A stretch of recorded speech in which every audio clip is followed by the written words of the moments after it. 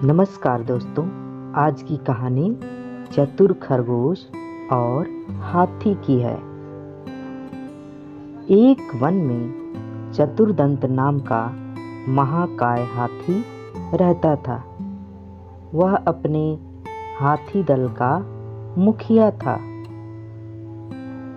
वर्षों तक सूखा पड़ने के कारण वहाँ के सब झील, तलैया, ताल सूख गए और वृक्ष मुरझा गए।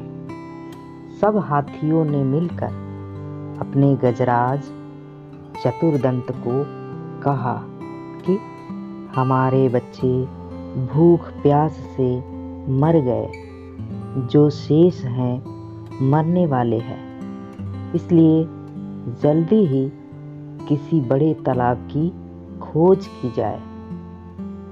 बहुत देर सोचने के बाद चतुर्दंत ने कहा, मुझे एक तालाब याद आया है। वह पाताल गंगा के जल से सदा भरा रहता है। चलो वहीं चलें। 5 रात की लंबी यात्रा के बाद सब हाथी वहां पहुंचे। तालाब में पानी था। दिन भर पानी में खेलने के बाद हाथियों का दल बाहर निकला। तालाब के चारों ओर खरगोशों के अनगिनत बिल थे। उन बिलों से जमीन पोली हो गई थी।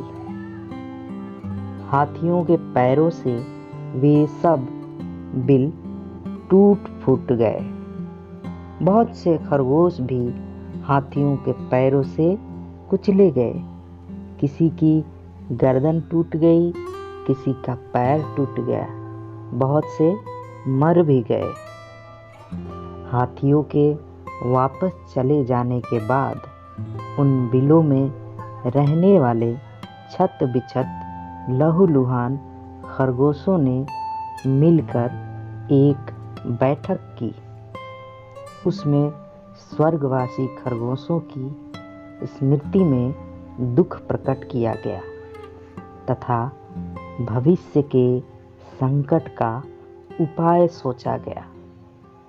उन्होंने सोचा, आसपास अन्यत्र कहीं जल न होने के कारण ये हाथी अब रोज इसी तालाब में आया करेंगे और उनके बिलों को अपने पैरों से रौंदा करेंगे।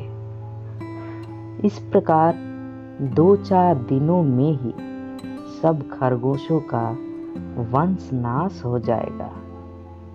हाथी का स्पर्श ही इतना भयंकर है कि जितना सांप का सूंघना, राजा का हंसना और मानिनी का मान। इस संकट से बचने का उपाय सोचते सोचते एक ने सुझाव रखा, हमें अब इस स्थान को छोड़कर अन्य देश में चले जाना चाहिए। यह परित्याग ही सर्वश्रेष्ठ नीति है। एक का परित्याग परिवार के लिए, परिवार का गांव के लिए, गांव का शहर के लिए और संपूर्ण पृथ्वी का परित्याग अपनी रक्षा के लिए करना पड़े तो भी कर देना चाहिए। किंतु दूसरे खरगोशों ने कहा, हम तो अपने पिता पितामह की भूमि को न छोड़ेंगे। कुछ ने उपाय सुझाया कि खरगोशों की ओर से एक चतुर दूत हाथियों के दलपति के पास भेजा जाए। वह उससे यह कहे कि चंद्रमा में जो खरगोश बैठा है उसने हाथियों को इस तालाब में आने से मना किया है। संभव है चंद्रमा स्थित खरगोश की बात को वह मान जाए। बहुत विचार के बाद लंबकर्ण नाम के खरगोश को दूत बनाकर हाथियों के पास भेजा गया।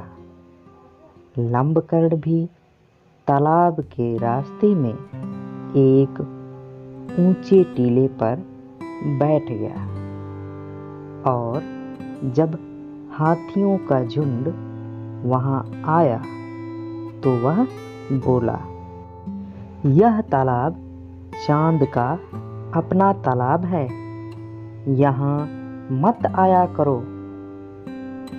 गजराज, तू कौन है? लंबकर्ण, मैं चांद में रहने वाला खरगोश हूँ। भगवान चंद्र ने मुझे तुम्हारे पास यह कहने के लिए भेजा है कि इस तालाब में तुम मत आया करो।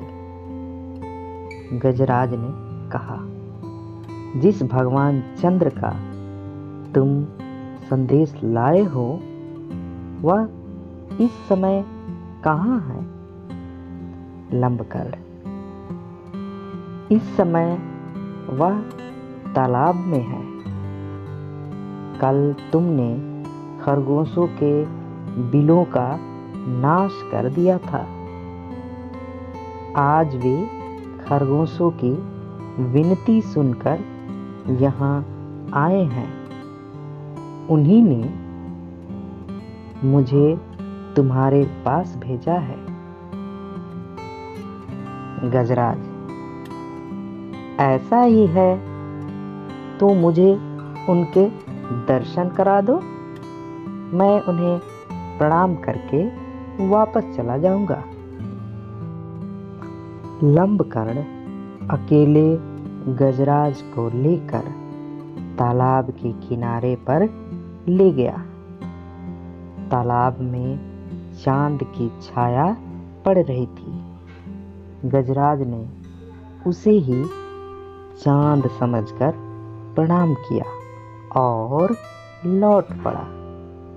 उस दिन के बाद कभी हाथियों का दल तालाब के किनारे नहीं आया।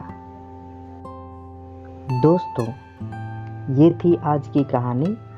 इस कहानी से हमें यह सीख मिलती है कि बुद्धि और बल में जीत हमेशा बुद्धि की ही होती है।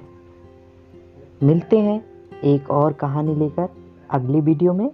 तब तक के लिए नमस्कार, जय हिंद।